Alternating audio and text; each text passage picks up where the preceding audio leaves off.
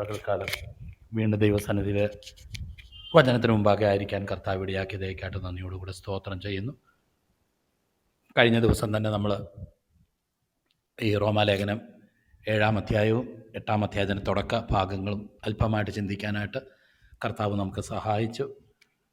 ദൈവത്തിൻ്റെ പരിശുദ്ധാത്മാവിനാലുള്ള ഒരു വിശ്വാസിയുടെ ജീവിതത്തിലുണ്ടാകുന്ന വ്യത്യാസങ്ങൾ, വ്യതിയാനങ്ങൾ, പരിശുദ്ധാത്മാവ് കൊണ്ടുവരുന്ന നവീകരണം, അത് ഏതൊക്കെ നിലയിലാണ് എന്നുള്ളത് വ്യക്തമായിട്ട് ദൈവത്തിൻ്റെ ദാസൻ ഇവിടെ റോമാലേഖനം 8-ാം അധ്യായത്തിൽ വിവരിച്ചിരിക്കുന്നു. വളരെ നിരാശാജനകമായ ചില പ്രസ്താവനകൾക്ക് ശേഷം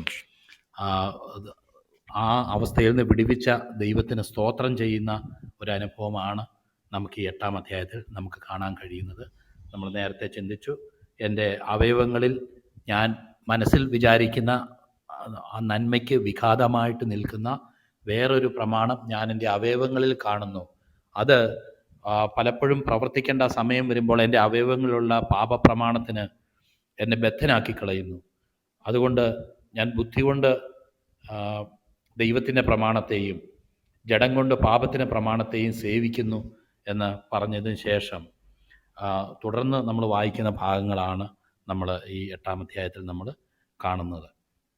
അതുകൊണ്ട് തന്നെ വളരെ ഈ നിരാശാജനകമായ ഒരു അനുഭവത്തിൽ നിന്ന് വളരെ പ്രത്യാശയും ദൈവത്തിൻ്റെ വചനത്തിൽ കർത്താവ് പറഞ്ഞിരിക്കുന്ന എല്ലാ കാര്യങ്ങളും നിവർത്തിക്കത്തക്കവണ്ണം ഒരു മനുഷ്യനെ അവൻ്റെ ജീവിതത്തിലുള്ള പാപസ്വഭാവത്തിൻ്റെ ആ ശക്തിയെ ജയിച്ച്, പാപസ്വഭാവത്തെ ജയിച്ച് ആ കർത്താവ് ആഗ്രഹിക്കുന്ന നിലവാരത്തിലുള്ള വിശുദ്ധിയിൽ ബാഹ്യമായിട്ട് മാത്രമല്ല ആന്തരികമായിട്ടും ആ നിലയിൽ ആയിത്തീരാനായിട്ട് കർത്താവ് സഹായിക്കുകയും അവനെ പ്രത്യാശ കൊണ്ട് നിറയ്ക്കുകയും അങ്ങനെ ജയാളികളേക്കാൾ ജയാളിയായിട്ട് ഒരു വ്യക്തിയെ മാറ്റുകയും we are more than conquerors through the one who loved us എന്ന് പറയത്തക്കവണ്ണമുള്ള ഒരു നിലവാരത്തിലേക്ക് ഒരു ദൈവപൈതലിനെ നടത്തുന്ന ഒരു അനുഭവമാണ് ഈ 8-ാം അധ്യായത്തിൽ വിവരിച്ചിരിക്കുന്നത്. നമുക്കവിടെ കാണാനായിട്ട് കഴിയും. സാങ്ക്ടിഫിക്കേഷൻ ത്രൂ ദ സ്പിരിറ്റ് എന്ന് നമുക്ക് ഈ 8-ാം അധ്യായത്തിന് നമ്മളൊരു ഹെഡിങ് കൊടുക്കുകയാണെങ്കിൽ, the spirit delivers from the power of flush എന്നുള്ളത് 8-ാം അധ്യായം 1-ാം വാക്യം മുതൽ 11-ാം വാക്യം വരെ പറഞ്ഞേക്കുന്നത് ജഡത്തിൻ്റെ ശക്തിയിൽ നിന്ന്, ജഡീയമായിട്ടുള്ള ബന്ധനത്തിൽ നിന്ന്, ജഡത്തിൻ്റെ ബലഹീനതയിൽ നിന്ന് അതിനെ ഓവർകം ചെയ്ത് ജീവിക്കാനായിട്ട് ദൈവത്തിൻ്റെ പരിശുദ്ധാത്മാവ് നമ്മെ സഹായിക്കുന്നു എന്ന് ആദ്യത്തെ 11 വാക്യങ്ങളിലും, തുടർന്ന് പുത്രത്വത്തിൻ്റെ ആത്മാവിനെ നമ്മുടെ ഹൃദയങ്ങളിലേക്ക് അയച്ച് നമ്മളിൽ ആ പുത്രത്വത്തിൻ്റെ അനുഭവം നമുക്ക് ദൈവത്തിൻ്റെ പരിശുദ്ധാത്മാവ് നൽകുന്നു എന്നുള്ളത് 12 മുതൽ 17 വരെയുള്ള വാക്യങ്ങളിൽ, അവനെ കൈക്കൊണ്ട് അവൻ്റെ നാമത്തിൽ വിശ്വസിക്കുന്ന ഏവർക്കും ദൈവമക്കളാകുവാൻ അധികാരം കൊടുത്തു എന്ന് നമ്മൾ വായിക്കുമ്പോൾ, തുടർന്ന് നമ്മൾ ആ ദൈവത്തിൻ്റെ വചനത്തിൽ മറ്റു പല ഡെഫിനിഷൻസും ദൈവമക്കളെക്കുറിച്ച് കാണുന്നുണ്ട്. അതിൽ പ്രധാനമായിട്ട് കാണുന്നത് ഈ ഭാഗത്താണ്. ദൈവത്തിൻ്റെ ആത്മാവില്ലാത്തവൻ അവനുള്ളവനല്ല, ദൈവത്തിൻ്റെ മക്കളാണെങ്കിൽ ദൈവത്തിൻ്റെ പരിശുദ്ധാത്മാവ് നമ്മളെ നടത്തും എന്ന് മാത്രമല്ല, അബ്ബാ പിതാവേ എന്ന് വിളിക്കുന്ന പുത്രത്വത്തിൻ്റെ ആത്മാവിനെ നമുക്ക് നൽകിയിരിക്കുന്നു എന്ന് മാത്രമല്ല, മക്കളെങ്കിലോ നാം അവകാശികളുമാകുന്നു തുടങ്ങി ദൈവ മക്കൾ എന്ന നിലവാരത്തിലുള്ള നമ്മുടെ വിവിധമായിട്ടുള്ള സ്ഥാനങ്ങളെക്കുറിച്ചും നമ്മുടെ അവസ്ഥകളെക്കുറിച്ചും ഇവിടെ വെളിപ്പെടുത്തുന്നത് നമുക്ക് കാണാനായിട്ട് കഴിയും. തുടർന്ന് അതിൻ്റെ 18 മുതൽ 30 വരെയുള്ള വാക്യങ്ങളിൽ ഫ്യൂച്ചർ ഗ്ലോറിയിലേക്ക്, ഈ മരണത്തിന് ശേഷം അല്ലെങ്കിൽ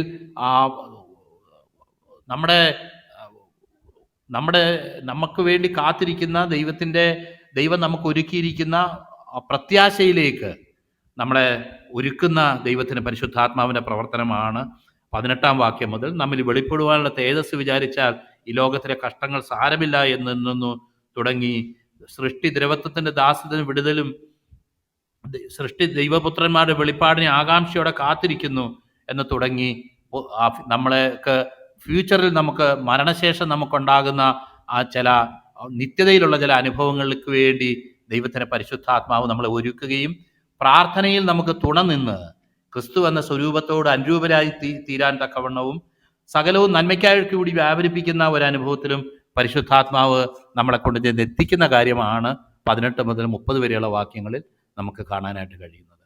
എന്നാൽ അതിൻ്റെ 31 മുതൽ 39 വരെയുള്ള വാക്യങ്ങളിൽ ഇപ്പോഴുള്ളതിനോ വരുവാനുള്ളതിനോ മറ്റ് യാതൊരു സൃഷ്ടിക്കോ ക്രിസ്തുവേശുള്ള ദൈവസ്നേഹത്തിൽ നിന്ന് എന്നെ വേർതിരിപ്പാൻ കഴിയുകയില്ല. നാമോ നമ്മെ സ്നേഹിച്ചൊരു മുഖാന്തരം ഇതിലൊക്കെയും പൂർണ്ണ ജയം പ്രാപിക്കുന്നു. നമ്മെ ദൈവം തിരഞ്ഞെടുത്തതാണ്. കുറ്റം വിധിക്കുന്നവൻ ദൈവം തിരഞ്ഞെടുത്തവരെ ആർ കുറ്റം ചുമത്തും? നീതീകരിക്കുന്നവൻ ദൈവം, ശിക്ഷ വിധിക്കുന്നവൻ ആർ എന്നുള്ള ആ നിലയിലുള്ള എല്ലാ നിലയിലുള്ള ബന്ധനങ്ങളെയും അതിജീവിച്ച് പൂർണ്ണ ജയം പ്രാപിക്കാനായിട്ട് ഒരു ദൈവത്തിന്റെ പൈതലിന് പരിശുദ്ധാത്മ നിറവിലൂടെ പരിശുദ്ധാത്മാവിനെ ബലപ്പെടുത്തുന്നു എന്നുള്ള കാര്യമാണ് നമുക്ക് ഈ 8-ാം അധ്യായത്തിൽ മൊത്തമായിട്ട് നമുക്ക് കാണാനായിട്ട് കഴിയുന്നത്. അങ്ങനെ ഇതാണ് അതിൻ്റെ ഒരു ഔട്ട്ലൈനായിട്ട് അതിനെ പറയാനുള്ളത്. തുടർന്ന് നമുക്ക് സമയം അനുവദിക്കുന്നത് പോലെ 8-ന്റെ 1 മുതൽ 13 വരെ എന്ന് നമ്മൾ എഴുതിയിട്ടുണ്ടെങ്കിൽ തന്നെ നമുക്ക് കഴിവിൻ്റെ പരമാവധി, കാരണം അതിൻ്റെ ആദ്യത്തെ 4 വാക്യങ്ങൾ വളരെ പ്രാധാന്യമുള്ളതും അത് വളരെ ഡിസ്കസ് ചെയ്യേണ്ടതും നമ്മൾ അടിസ്ഥാനപരമായിട്ട് മനസ്സിലാക്കിയിരിക്കേണ്ടതുമായിട്ടുള്ള വാക്യങ്ങളായതുകൊണ്ട് ആ ആദ്യത്തെ 4 വാക്യങ്ങളെക്കുറിച്ച് ചിന്തിച്ചതിന് ശേഷം മറ്റ് ഭാഗങ്ങളിലേക്ക് കടന്നു പോകാം എന്ന് പ്രത്യാശിക്കുകയാണ് ചെയ്യുന്നത്. അതിൽ നമ്മൾ ആദ്യത്തെ വാക്യങ്ങളിൽ നമ്മൾ വായിക്കുന്നു, അതുകൊണ്ട് ഇപ്പോൾ ക്രിസ്തുയേശുവിലുള്ളവർക്ക് ഒരു ശിക്ഷാവിധിയുമില്ല. ജീവന്റെ ആത്മാവിൻ്റെ പ്രമാണം എനിക്ക് പാപത്തിൻ്റെയും മരണത്തിൻ്റെയും പ്രമാണത്തിൽ നിന്ന് സ്വാതന്ത്ര്യം വരുത്തിയിരിക്കുന്നു. ജഡത്താലുള്ള ബലഹീനത നിമിത്തം ന്യായപ്രമാണത്തിന് കഴിയാഞ്ഞതിനെ സാധിപ്പാൻ ദൈവം തൻ്റെ പുത്രനെ പാപജഡത്തിൻ്റെ സാദൃശ്യത്തിലും പാപം നിമിത്തവും അയച്ചു. പാപത്തിന് ജഡത്തിൽ ശിക്ഷ വിധിച്ചു. ജഡത്തെയല്ല ആത്മാവിനെ അത്ര അനുസരിച്ച് നടക്കുന്ന നമ്മിൽ ന്യായപ്രമാണത്തിന് നീതി നിവൃത്തിയാകേണ്ടത് തന്നെ. തുടർന്ന് നമ്മൾ ജഡസ്വഭാവമുള്ളവരും ആത്മസ്വഭാവമുള്ളവരുമായിട്ടുള്ള ആൾക്കാരെ കുറിച്ചും അങ്ങനെ മനസ്സ് സെറ്റ് ചെയ്ത് വെച്ചേക്കുന്നത്. സെറ്റ് ചെയ്യുക എന്ന് പറഞ്ഞാൽ നമുക്കറിയാം, ഒരു കണ്ടിന്യൂസ് ആയിട്ടുള്ള ഒരു അനുഭവമായി setting our mind on things of the flesh എന്ന് പറയുന്നതിൻ്റെ അർത്ഥം. അപ്പം അങ്ങനെ സെറ്റ് ചെയ്ത് വെച്ച് കഴിയുമ്പോൾ ഉണ്ടാകുന്ന അനുഭവവും, എന്നാൽ ആത്മാവിനാൽ ശരീരത്തിൻ്റെ പ്രവൃത്തികളെ മരിപ്പിക്കാനായിട്ടാണ് ഒരു ദൈവത്തിൻ്റെ പൈതലിനെ ദൈവം വിളിച്ചിരിക്കുന്നതെന്നുമുള്ള യാഥാർത്ഥ്യങ്ങളാണ് തുടർന്ന് ചിന്തിക്കാനായിട്ട് ഇടയായിട്ട് തരുന്നത്. ഒരു പക്ഷേ അത് ഇന്ന് സമയമുണ്ടെങ്കിൽ നമുക്കത് കംപ്ലീറ്റ് ചെയ്യാം, ഇല്ലെങ്കിൽ തുടർന്ന് സംസാരിക്കുന്ന ദൈവദാസന്മാർ അതിനെ അഡ്രസ്സ് ചെയ്യും. ആദ്യത്തെ ചില ഭാഗങ്ങൾ ആദ്യമായിട്ട് നമുക്ക് ചിന്തിക്കാനായിട്ട് ആഗ്രഹിക്കുക. നമുക്കറിയാം, നമ്മൾ വളരെ ഫേമസ് ആയിട്ടുള്ളൊരു വാക്യമാണ് നമ്മൾ ഈ വായിക്കുന്ന 8-ാം അധ്യായം.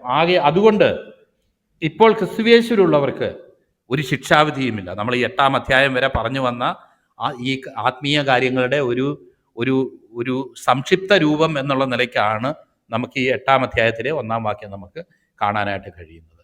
ചില ട്രാൻസ്ലേഷൻസിൽ അത്, പ്രത്യേകിച്ച് KJV, NKJV പോലുള്ള ട്രാൻസ്ലേഷൻസിൽ അത് ഇങ്ങനെ ട്രാൻസ്ലേറ്റ് ചെയ്തേക്ക് നമുക്ക് കാണാം. അതുകൊണ്ട് ജഡത്തെ അല്ല ആത്മാവിനെ അനുസരിച്ച് നടക്കുന്ന നമ്മിൽ അങ്ങനെയുള്ളവർക്ക് ഇപ്പോൾ ശിക്ഷാവിധി ഇല്ല എന്നുള്ളൊരർത്ഥത്തിലാണ് അവിടെ പറയപ്പെട്ടേക്കുന്നത്. ഈ 4-ാം അധ്യായത്തിലെ ആദ്യത്തെ ഭാഗം കൂടെ 1-ാം വാക്യത്തിൽ ചേർത്തിരിക്കുന്നത് നമുക്ക് കാണാനായിട്ട് കഴിയും. അങ്ങനെ നമ്മൾ ചിന്തിക്കുമ്പോൾ നമ്മൾ ആത്മാവിനെ അനുസരിച്ച് നടക്കുന്ന നമ്മളിൽ നമുക്കാണ് ശിക്ഷാവിധി ഇല്ലാതിരിക്കുന്നത് എന്ന് ചിന്തിക്കാനായിട്ട് ഇടയായിത്തീരും. അത് നമ്മൾ ഇത്രയും നേരം പഠിച്ച ആ സൗജന്യമായ നീതീകരണം എന്നുള്ള ആ വിഷയത്തിന് ഒരു പക്ഷേ അത് വിഘാതമായിട്ട് തീർന്നേക്കാം എന്നുള്ളത് കൊണ്ടും, ദൈവത്തിൻ്റെ വചനത്തിൽ ഒരു ആശയം പറഞ്ഞിട്ട് അതിനെ കോൺട്രഡിക്റ്റ് ചെയ്യുന്ന നിലയിൽ വേറൊന്നും പറയത്തില്ല എന്നുള്ള കാരണം കൊണ്ടും, എന്ന് മാത്രമല്ല അതിൻ്റെ ഒറിജിനലായിട്ടുള്ള കയ്യെഴുത്ത് പ്രതികളിൽ ഈ പറയുന്ന 2-ാം ഭാഗം കാണുന്നില്ല എന്നുള്ളതും കൊണ്ട് ആയിരിക്കാം മലയാളത്തിൽ അത് ട്രാൻസ്ലേറ്റ് ചെയ്തപ്പോൾ അത് ഇൻക്ലൂഡ് ചെയ്തിട്ടില്ല.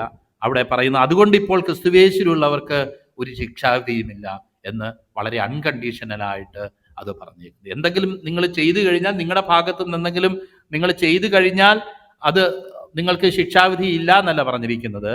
എന്നിൽ വിശ്വസിക്കുന്നവന് നിത്യജീവൻ ഉണ്ട്, അവൻ മരണം വിട്ട് ജീവനിലേക്ക് കടന്നിരിക്കുന്നു, പുത്രനുള്ളവന് ജീവനുണ്ട് എന്നുള്ള എക്സ്പ്ലിസിറ്റ് ആയിട്ട് ദൈവത്തിന്റെ വചനത്തിൽ പറഞ്ഞിരിക്കുന്ന അതേ കാര്യം തന്നെയാണ് ഇവിടെ പറഞ്ഞിരിക്കുന്നത്. അതിൽ വേറൊരു കണ്ടീഷനും അറ്റാച്ച് ചെയ്തിട്ടില്ല. അതിൽ വിശ്വാസത്തോടുകൂടെ ഒരു വ്യക്തിയുടെ പേർക്കാണ്, അല്ലെങ്കിൽ എൻ്റെ പേർക്കാണ് കർത്താവ് മരിച്ചതെന്ന് ഞാൻ വിശ്വസിക്കുമ്പോൾ, ആ വിശ്വാസത്തിന്റെ അടിസ്ഥാനത്തിൽ യേശുക്രിസ്തു എനിക്ക് വേണ്ടി ചെയ്ത ആ നീതീകരണത്തിന്റെ പ്രവൃത്തിയുടെ അടിസ്ഥാനത്തിൽ കർത്താവ് എനിക്ക് വേണ്ടി എൻ്റെ ശിക്ഷ എനിക്ക് പകരമായിട്ട് എൻ്റെ സ്ഥാനത്ത് താൻ ഏറ്റെടുത്തത് കൊണ്ട് ആ ആ വിശ്വാസത്തിന്റെ അടിസ്ഥാനത്തിൽ അവൻ എന്നെ സൗജന്യമായി നീതീകരിക്കുന്നു എന്നുള്ളത് നാം ആദ്യത്തെ 5 അധ്യായങ്ങളിൽ വളരെ വ്യക്തമായിട്ട് നമ്മൾ കാണാനിടയായ കാര്യമാണ്. അതുകൊണ്ട് വിശ്വാസത്താലാണ് നാം ദൈവത്തിന്റെ മക്കളായിട്ട് തീരുന്നത്. അല്ലാതെ നീ ഇന്നതുപോലൊക്കെ ചെയ്തു കഴിഞ്ഞാൽ നിന്നെ ദൈവമകനായിട്ട് സ്വീകരിക്കുന്നത് പരിഗണിക്കാം എന്നൊരർത്ഥത്തിലല്ല ദൈവത്തിന്റെ വചനത്തിൽ പറഞ്ഞിരിക്കുന്നത്. ആകയാൽ ഇപ്പോൾ ക്രിസ്തുയേശുവിലുള്ളവർക്ക് ഒരു ശിക്ഷാവിധിയുമില്ല എന്നുള്ളത് വളരെ വ്യക്തമായിട്ട് ദൈവത്തിന്റെ വചനത്തിൽ പറയപ്പെട്ട ഒരു കാര്യമാണ് എന്ന് നമുക്ക് കാണാനായിട്ട് കഴിയും. അതിൽ വേറൊരു സംശയവുമില്ല. പൂർണ്ണ ഹൃദയത്തോടെ എൻ്റെ പേർക്ക് വേണ്ടി കാൽവരി ക്രൂശിൽ കർത്താവ് മരിച്ചു എന്ന് വിശ്വസിക്കുന്ന ഏത് വ്യക്തിക്കും അവൻ മരണം വിട്ട് ജീവനിലേക്ക് കടന്നിരിക്കുന്നു. കർത്താവെ, ഞാൻ അയോഗ്യനാണ് ഈ രക്ഷ പ്രാപിക്കാൻ, എന്നാൽ നീ എന്നെ യോഗ്യനാക്കി തീർത്തു എന്ന് ഓരോ വ്യക്തിക്കും യേശുക്രിസ്തുവിലെ വിശ്വാസത്താൽ അവന് പറയാനായിട്ട് കഴിയും. എന്നിട്ട് തുടർന്ന് പറയുന്നതാണ് നമ്മൾ കാണുന്നത്, ഇപ്പോൾ ക്രിസ്തുയേശുവിലുള്ളവർക്ക് ഒരു ശിക്ഷാവിധിയുമില്ല, എന്നാൽ ദൈവത്തിന്റെ മക്കൾക്ക് അവർക്ക് കണക്ക് കൊടുക്കേണ്ടതായിട്ടുണ്ട്. ദൈവസന്നിധിയിൽ അവന്റെ ന്യായാസനത്തിന് മുമ്പാകെ വെളിപ്പെടേണ്ടതാകുന്നു എന്ന് 2 കൊരിന്ത്യർ ലേഖനം 5-ാം അധ്യായത്തിൽ നമ്മൾ വായിക്കുന്നുണ്ട്. ദൈവമക്കൾക്ക് കണക്ക് കൊടുക്കേണ്ടതായിട്ടുള്ള ഒരു സാഹചര്യമുണ്ട് എന്ന് ദൈവത്തിന്റെ വചനത്തിൽ ഇതര ഭാഗങ്ങളിലും നമ്മൾ കാണുന്നുണ്ട്.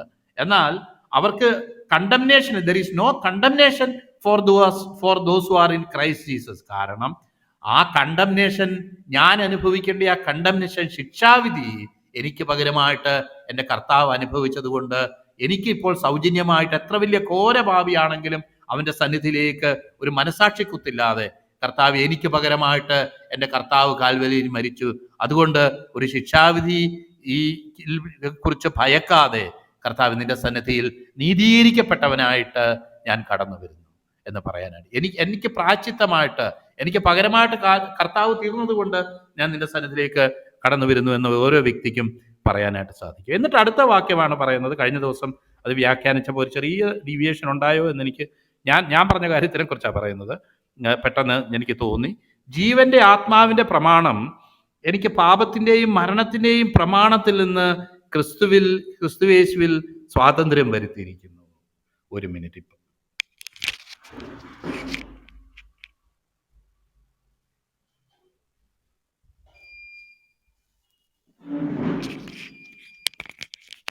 ഇപ്പം ജീവന്റെ ആത്മാവിന്റെ പ്രമാണം എനിക്ക് പാപത്തിന്റെയും മരണത്തിന്റെയും പ്രമാണത്തിൽ നിന്ന് സ്വാതന്ത്ര്യം വരുത്തിയിരിക്കുന്നു. അത് പെട്ടെന്ന് ന്യായപ്രമാണമാണ് എന്ന് ചിന്തിച്ചു പോകാനുള്ളൊരു സാധ്യതയുണ്ട്. കഴിഞ്ഞ ദിവസം ഞാൻ പറഞ്ഞപ്പോൾ ആ ഒരു അർത്ഥം അവിടെ വന്നു എന്നെനിക്കത് റീപ്ലേ കേട്ടപ്പോഴത്തേക്ക് എനിക്ക് തോന്നി. അതുകൊണ്ട് ഞാനത് ഒന്നുകൂടെ വ്യക്തമായിട്ട് പറയും. അവിടെ ന്യായപ്രമാണം എന്നുള്ള ഒരു അർത്ഥത്തിനേക്കാളും അധികമായിട്ട് തൊട്ട് മീതെയുള്ള 7-ാം അധ്യായത്തിൽ 2 പ്രമാണങ്ങൾ നമ്മളിൽ വർക്ക് ചെയ്യുന്നതായിട്ട് അവിടെ പറഞ്ഞിട്ടുണ്ട്. അതൊന്ന്, എൻ്റെ ബുദ്ധി കൊണ്ട് ഞാൻ ദൈവത്തിൻ്റെ പ്രമാണത്തെയും എൻ്റെ അവയവങ്ങളിൽ വേറൊരു പ്രമാണവും ഞാൻ കാണുന്നു. എൻ്റെ അവയവങ്ങളിൽ വ്യാപരിക്കുന്ന പാപപ്രമാണത്തിന് എന്നെ അത് ബദ്ധനാക്കി കളയുന്നു എന്ന് പറയുന്നത് നമുക്ക് കാണാനായിട്ട് കഴിയും.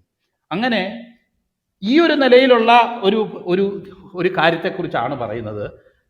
ബുദ്ധി കൊണ്ട് വെറുതെ ഉന്നതമായ കാര്യങ്ങളെക്കുറിച്ച് ചിന്തിക്കുകയും അത് ചെയ്യണമെന്ന് ആഗ്രഹിക്കുകയും അഭിലഷിക്കുകയും ചെയ്യുമ്പോൾ അത് ചെയ്യാൻ കഴിയാതെ എന്നെ ക്യാപ്റ്റിവേറ്റ് ചെയ്ത് കളയുന്ന, എന്നെ ബദ്ധനാക്കി കളയുന്ന വേറൊരു പാപപ്രമാണത്തെ ഞാൻ എൻ്റെ അവയവങ്ങളിൽ കാണുകയും അയ്യോ ഞാൻ അരിഷ്ട മനുഷ്യൻ എന്ന് കരയുന്ന നിലയിലുള്ള ഒരനുഭവത്തിലേക്ക്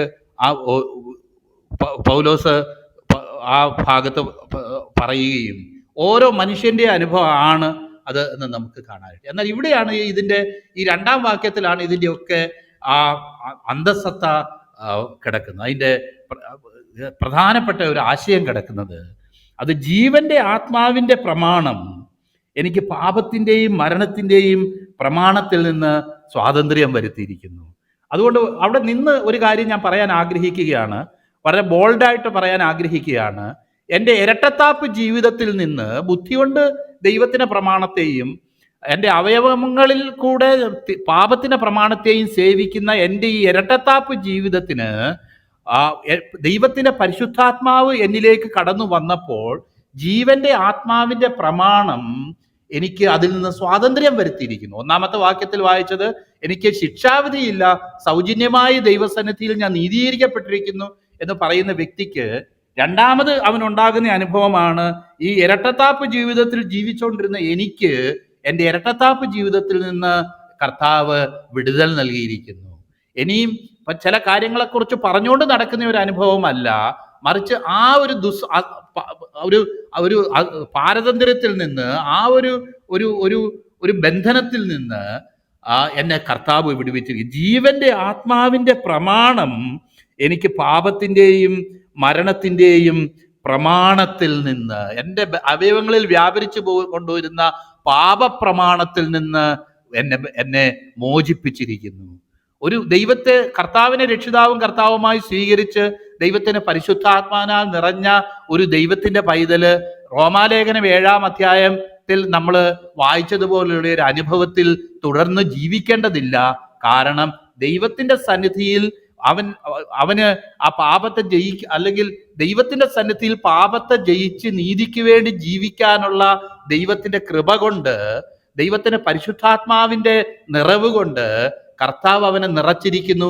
ഇനി അവൻ മനസ്സുകൊണ്ട് ദൈവത്തിന്റെ പ്രമാണത്തെയും പിന്നെ ശരീരം പ്രവൃത്തി കൊണ്ട് പാപപ്രമാണത്തെയും സേവിച്ച് മുന്നോട്ട് പോകേണ്ട ഒരവസ്ഥ അവനില്ല എന്ന് വളരെ വ്യക്തമായിട്ട് ദൈവത്തിന്റെ വചനത്തിൽ പ്രഖ്യാപിച്ചത്. അതുകൊണ്ട് ജീവന്റെ ആത്മാവിന്റെ പ്രമാണം എനിക്ക് പാപത്തിൻ്റെയും മരണത്തിൻ്റെയും പ്രമാണത്തിൽ നിന്ന് ക്രിസ്തുവേശുവിൽ സ്വാതന്ത്ര്യം വരുത്തിയിരിക്കുന്നു.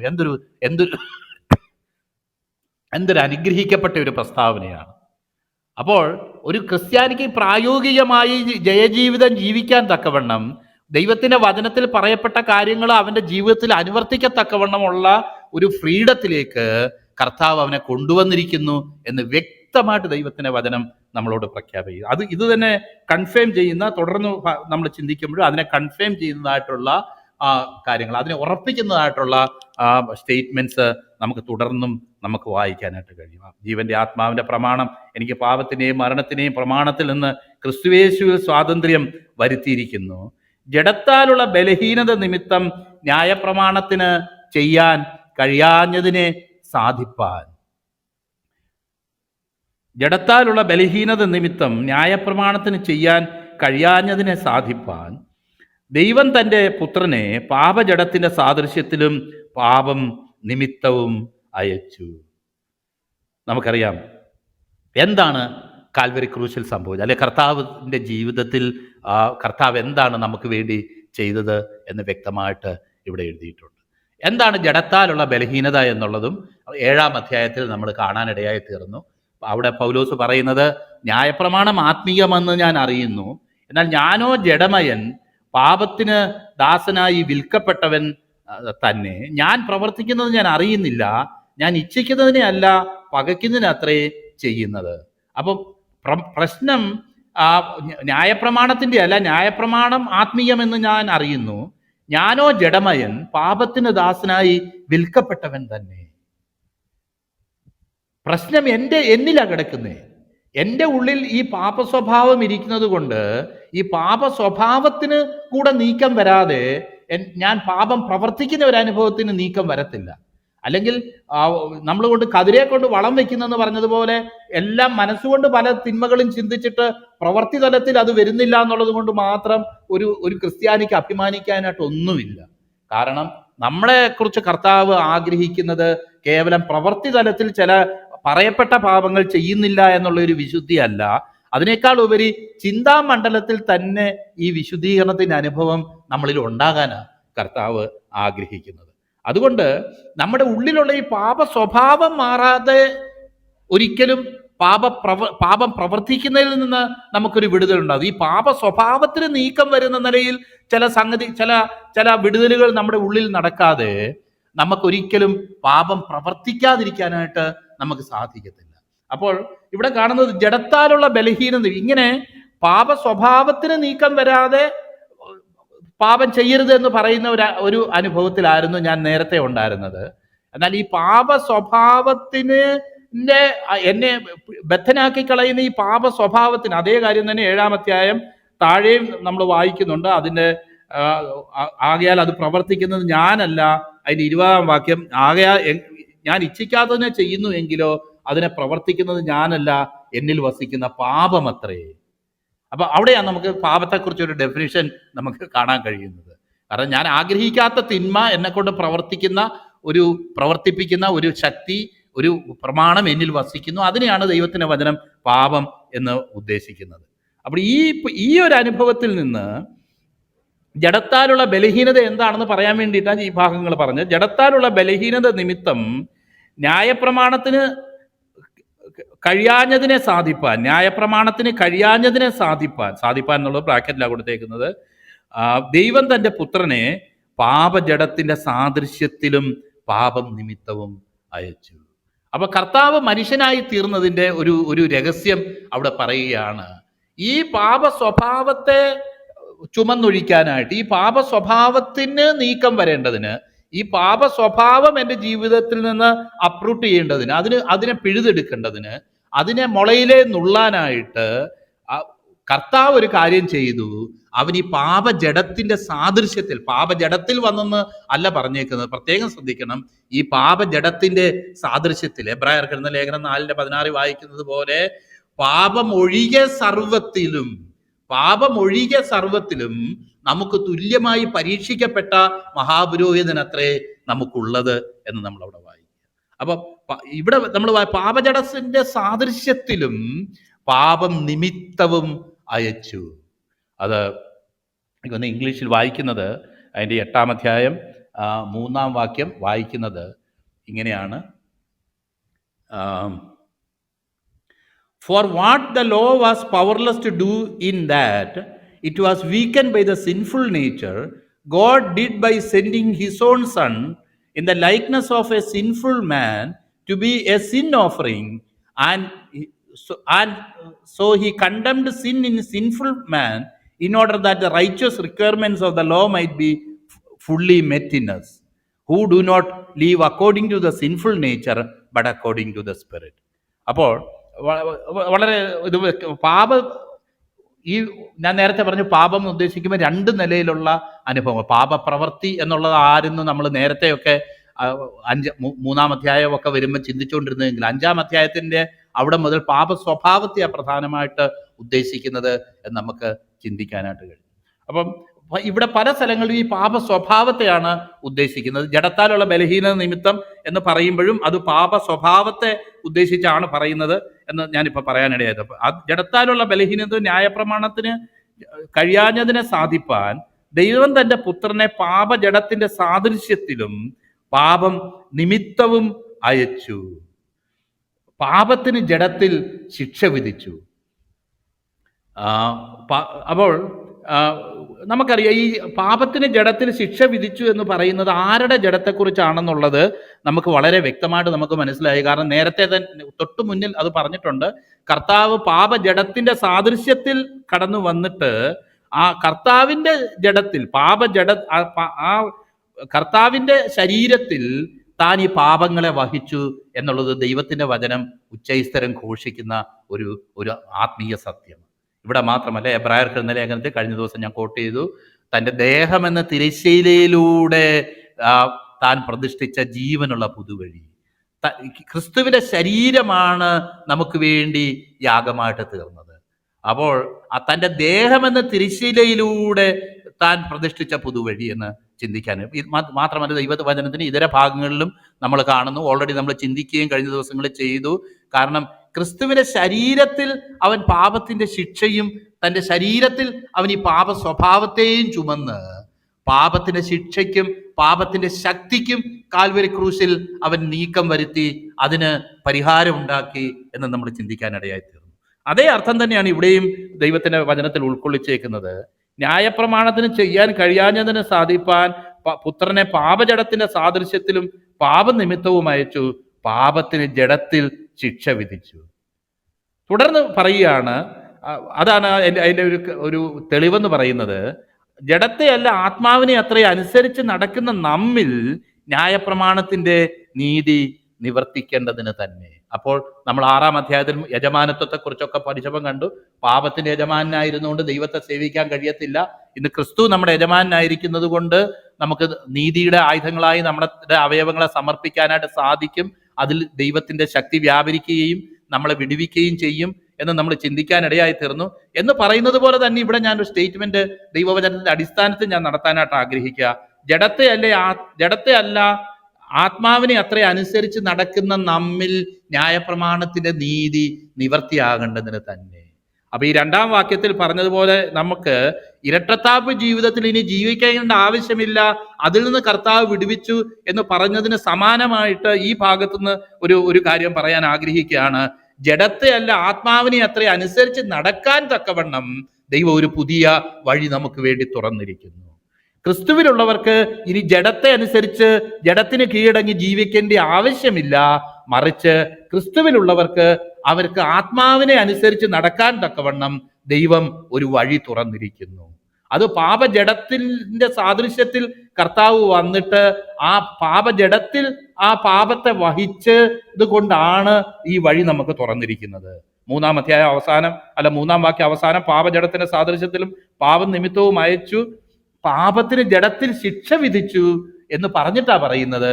ജഡത്തെ അല്ല ആത്മാവിനെ അത്രയനുസരിച്ച് നടക്കുന്ന നമ്മിൽ ന്യായപ്രമാണത്തിന്റെ നീതി നിവർത്തിയാകുന്നു. അപ്പം ജഡത്തെ അല്ല ആത്മാവിനെ അനുസരിച്ച് നടക്കാൻ നമുക്ക് കഴിയും എന്നുള്ളത് ആ വചനഭാഗത്തു നിന്ന് വ്യക്തമാണ്. അതും കൂടെ പോരെങ്കിൽ നമുക്ക് 8:12 വാക്യം, അത് പിന്നെ നമ്മൾ ചിന്തിക്കുന്ന വാക്യമാണ്, എന്നാലും ഇതിനൊരു ഉപോത്ബലകമായിട്ട് ഞാൻ ആ വാക്യം കൂടെ വായിക്കുക. 12 വാക്യത്തിൽ, ആകയാൽ സഹോദരന്മാരെ, നാം ജഡത്തെ അനുസരിച്ച് ജീവിക്കേണ്ടതിന് ജഡത്തിനല്ല കടക്കാരാകുന്നത്. അതിന്റെ അർത്ഥം നിങ്ങൾ ഇംഗ്ലീഷിലൊക്കെ വായിച്ചു നോക്കിയാൽ കാണാം. നമുക്ക് ജഡത്തോട് നമുക്കൊരു ബാധ്യതയുമില്ല, ഒരു ഒബ്ലിഗേഷനും ഇല്ല. നമുക്ക് ഒബ്ലിഗേഷനും ബാധ്യതയും ഉള്ളത് ആത്മാവിനോടാകുന്നു. ആത്മാവിനെ അനുസരിച്ച് നടക്കേണ്ടതിന് ആത്മാവിനാകുന്നു നാം കടക്കാരാകുന്നത്. ജഡത്തെ അനുസരിച്ച് ജീവിക്കേണ്ടതിന് ജഡത്തിനല്ല നാം കടക്കാരാകേണ്ടത്. അപ്പൊ ജഡത്തോടുള്ള കടമൊന്നും നമുക്കിനി ബാധ്യത ഒന്നുമില്ല. ജഡത്തിന് ഇനി ഒബ്ലൈജ് ചെയ്യേണ്ട ആവശ്യമില്ല.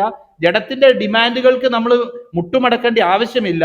കാരണം ജഡത്തിന്റെ ഡിമാൻഡുകളെ ജയിച്ച് ജീവിക്കാൻ തക്കവണ്ണം ഉള്ള ഒരു ദൈവിക വഴി നമുക്ക് വേണ്ടി യേശുക്രിസ്തുവിന്റെ ശരീര മുഖാന്തരം നമുക്ക് അവന്റെ ശരീരത്തിൽ അവന്റെ മരണ പുനരുത്ഥാനങ്ങളോട് ഏകീഭവിക്കുക കൊണ്ട് നമുക്കൊരു പുതിയ വഴി തുറക്കപ്പെട്ടിരിക്കുന്നു. പാപജഡത്തിന്റെ സാദൃശ്യത്തിൽ വന്നു, പാപനിമിത്തം വന്നു, ആ പാപജഡത്തിൽ താൻ ആ പാപത്തിന് ശിക്ഷ വിധിക്കപ്പെട്ടു. അങ്ങനെ ജഡത്തെ അല്ല ആത്മാവിനെ അനുസരിച്ച് നടക്കുന്ന നമ്മിൽ ന്യായപ്രമാണത്തിന്റെ നീതി നിവർത്തിയാകേണ്ടതിന്. അതുകൊണ്ടാണ് ഞാൻ ഈ കഴിഞ്ഞ ദിവസം പറഞ്ഞത്, ഞാൻ ഈ പറയുന്ന എക്സാമ്പിൾ ഒരുപക്ഷെ അതിന്റെ വരികൾക്കിടയിലൂടെ നിങ്ങൾ വായിക്കുമ്പോൾ മാത്രമേ അത് മനസ്സിലാവത്തുള്ളൂ. എന്നാലും മനസ്സിലാകാൻ വേണ്ടി മാത്രം ഞാനത് പറയുകയാണ്, അല്ലാതെ അതിനെ ഡൈല്യൂട്ട് ചെയ്യാനായിട്ട് ആഗ്രഹിക്കുകയല്ല. നമുക്കിവിടെ 2 വാക്യങ്ങളിൽ നമുക്ക് കാണാനായിട്ട് കഴിഞ്ഞു. 2-ാം വാക്യവും 4-ാം വാക്യത്തിൽ നമുക്ക് കാണാൻ കഴിഞ്ഞു. പാപത്തിന്റെ അല്ലെങ്കിൽ ഈ ഇരട്ടത്താപ്പ് ജീവിതത്തിൽ നിന്ന് നമുക്ക് മോചനമുണ്ട്. പാപത്തിന്റെയും മരണത്തിന്റെയും പ്രമാണത്തിൽ നിന്ന് ജീവന്റെ ആത്മാവിന്റെ പ്രമാണത്താൽ എനിക്ക് മോചനമുണ്ട് എന്ന് മാത്രമല്ല, ജഡത്തെ അല്ല ആത്മാവിനെ അനുസരിച്ച് നടക്കാനായിട്ടുള്ള അനുവാദവും അതിനുള്ള അധികാരവും ദൈവസന്നിധിയിൽ നമുക്കുണ്ട് എന്ന് പറഞ്ഞതിന്റെ അടിസ്ഥാനത്തിൽ ഞാൻ പറയുകയാണ്, എന്താണ് കാൽവരി ക്രൂശിൽ സംഭവിച്ചത്? കാൽവരി ക്രൂശിൽ സംഭവിച്ചത്, പാപം ചെയ്യാതെ പാപം അറിയാത്തവനെ ഞാൻ അവനിൽ ദൈവത്തിന് നീതിയാകേണ്ടതിന് അവനെ എനിക്ക് വേണ്ടി പാപമാക്കി എന്ന് ദൈവത്തിന് വചനം പറയാം. പാപം അറിയാത്തവനെ നാം അവനിൽ ദൈവത്തിന് നീതിയാകേണ്ടതിന് നമുക്ക് വേണ്ടി പാപമാക്കി. അല്ലെങ്കിൽ ഈ കാൽവരി ക്രൂശിൽ വെച്ച് കർത്താവ് നമുക്ക് വേണ്ടി മരിക്കുമ്പോൾ ഒരു എല്ലാ നിലയിലും ഒരു പാപി എന്നുള്ള അർത്ഥത്തിൽ അവൻ എൻ്റെ പാപവും എൻ്റെ പാപ സ്വഭാവവും അവൻ ഏറ്റെടുത്ത് മരിച്ചത് കൊണ്ട് എല്ലാ നിലയിലും അവൻ എന്നോട് താദാത്മ്യം പ്രാപിക്കുകയും ആ കാൽവരി ക്രൂശിൽ വെച്ച് പാപത്തിന്റെ ശിക്ഷയും അവൻ ഏറ്റെടുത്തു, പാപത്തിന്റെ ശക്തിയെയും കൂടെ അവൻ ആ കാൽവരി ക്രൂശിൽ മരിപ്പിച്ച് അതിനെ പവർലെസ് ആക്കി മാറ്റി, അതിനെ നിരായുധമാക്കി മാറ്റി എന്ന് നമ്മൾ ദൈവത്തിന് മനസ്സിൽ വായിക്കും. അപ്പോൾ പാപത്തിന് പാപത്തിന്റെ ശക്തിക്ക് ഇനി എന്നെ കീഴടക്കാൻ കഴിയാതെ വണ്ണം ആ ശക്തിയെയും കൂടെ അവനോട് കൂടെ ആ കാൽവരി ക്രൂശിൽ ആ പാപത്തിന്റെ ശക്തിയും കൂടെ അവൻ മരിപ്പിച്ചതായിട്ട് റോമാലേഖനം 6-ാം അധ്യായത്തിൽ നമ്മൾ ഓൾറെഡി ധ്യാനിക്കാനിടയായിട്ടത്. അപ്പോൾ ഈ പാപത്തിന്റെ ശക്തിയെ താൻ മരിപ്പിച്ച് അതിനുമേൽ താൻ ജയം നേടി, അവൻ ആ ക്രൂശിൽ മരിച്ചു, മരണത്തെ ജയിച്ച് ആ മരണത്തിന്റെ മേലും ജയം നേടി. എന്നിട്ട് ആ ജയത്തിന്റെ ആത്മാവിനെ നമ്മുടെ ഉള്ളിലേക്ക് ഇന്ന് നൽകിയേക്കുക. എനിക്ക് എപ്പോഴും ഇഷ്ടപ്പെടുന്ന ഒരു പാട്ടാ. ഏതാന്ന് വെച്ച് കഴിഞ്ഞാൽ, നമ്മളിപ്പം ലാസ്റ്റിൽ ഞാൻ ആ റെക്കോർഡിട്ട് കേൾപ്പിച്ച ആ പാട്ട്, വാഴ്ത്തി സ്തുതിക്കുമെന്നും എൻ്റെ താഴ്ചയിൽ ഓർത്ത യേശുവിനെ, അതിലൊരു ലൈനുണ്ട്, ജയഗീതം പാടിടുവാ നിൻ ജയം നീ എനിക്കേകിയല്ലോ. അപ്പം ഈ പാപത്തിന്റെ ശക്തിയെ ഞാൻ ജയിച്ചതല്ല, ഞാൻ ഈ ശക്തിയെ ജയിക്കാനായിട്ട് കർത്താവ് അതിനെ ജയിച്ചു. ഞാൻ ഈ ശക്തിയെ ജയിക്കാൻ വേണ്ടി കർത്താവ് അതിനെ ജയിച്ച് ആ ശക്തി എന്നിലേക്ക് പകരപ്പെട്ടിരിക്കുകയാണ്. അതാണ് ഈ ജീവനുള്ള ദൈവത്തിന്റെ പരിശുദ്ധാത്മാവിന്റെ ശക്തി എന്ന് പറയുന്നത്. നമ്മളിൽ വസിക്കുകയും നമ്മളെ രൂപാന്തരപ്പെടുത്തുകയും ചെയ്യുന്ന ഈ ജീവനുള്ള ദൈവത്തിന്റെ പരിശുദ്ധാത്മാവിന്റെ ശക്തി എന്ന് പറയുന്നത്, അത് കേവലം നമുക്ക് എന്തോ ഒരു ദിവ്യശക്തി നമ്മളിലേക്ക് വന്നു എന്ന് മറ്റുള്ളവരെ ധരിപ്പിക്കാൻ മാത്രം ഉള്ള ഒരു ശക്തിയല്ല, മറിച്ച് അത് ഈ നിലയിലുള്ള പാപത്തെയും മരണത്തെയും ജയിച്ച ശക്തിയാണ്.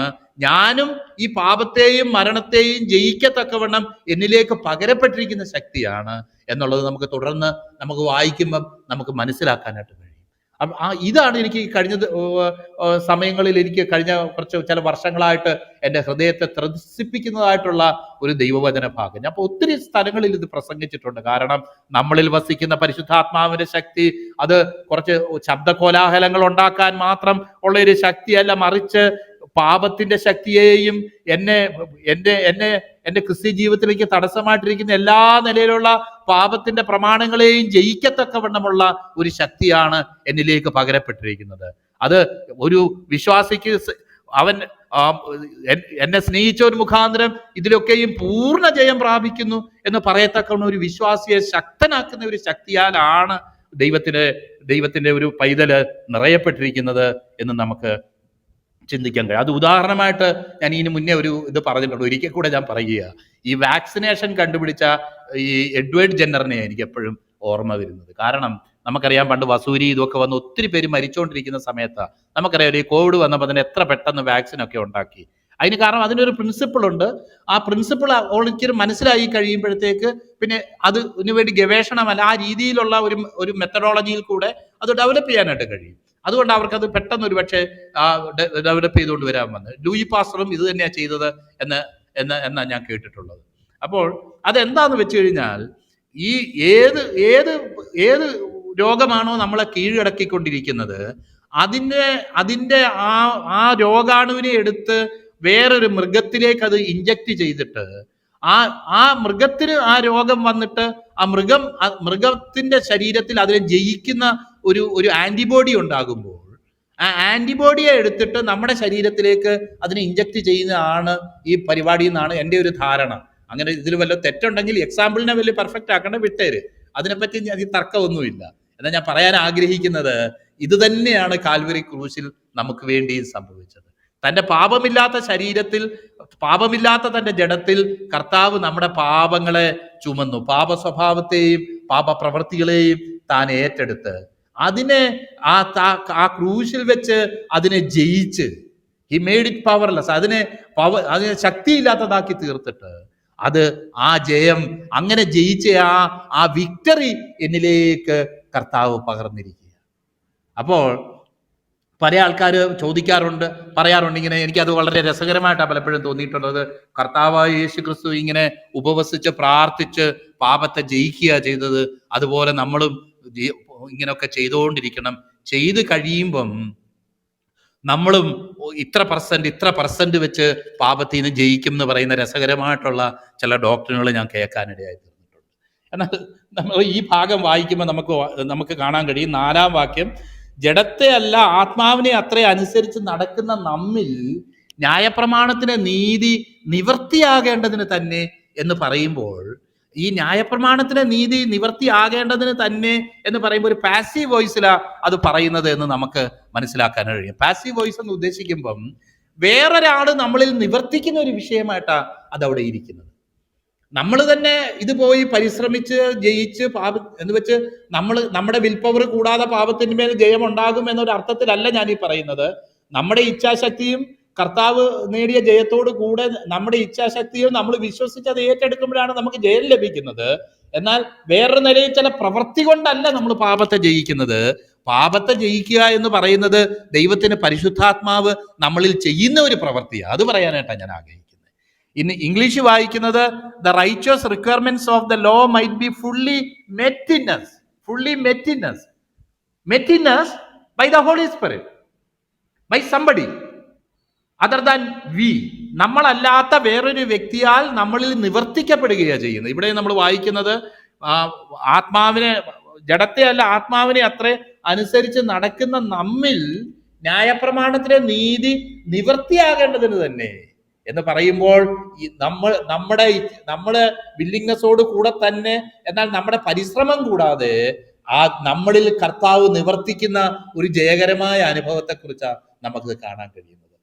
നമ്മളെ തന്നെ ഈൽഡ് ചെയ്ത് കൊടുക്കുമ്പോൾ, നമ്മളെ തന്നെ സമർപ്പിച്ച് കൊടുക്കുമ്പോൾ, ദൈവത്തിന് പരിശുദ്ധാത്മാവിന് നമ്മളെ തന്നെ കീഴ്പ്പെടുത്തി കൊടുക്കുമ്പോൾ നമ്മളിൽ ഉണ്ടാകുന്ന ഒരു അനുഭവത്തെക്കുറിച്ചാണ് നമുക്കിവിടെ കാണാൻ കഴിയുന്നത്. ഞാൻ നേരത്തെ പറഞ്ഞ പോലെ ഇനി ബാക്കിയുള്ള ഭാഗത്തേക്ക് പോകാൻ ഞാൻ ആഗ്രഹിക്കുകയില്ല. എന്നാൽ ഒരു ചോദ്യം മാത്രം നാളത്തെ ചിന്തയ്ക്ക് വേണ്ടി ഞാൻ ഇട്ടിട്ട് ഞാൻ പോവുക. എന്താന്ന് വെച്ച് കഴിഞ്ഞാൽ, രക്ഷിക്കപ്പെട്ട് മുന്നോട്ട് പോകുന്ന ഒരു പൈതൽ, ദൈവത്തിന്റെ പൈതലിന് ദൈവത്തിന്റെ വചനമനുസരിച്ച് പറയുന്നത് നമുക്ക് ദൈവത്തോട് സമാധാനമുണ്ട്.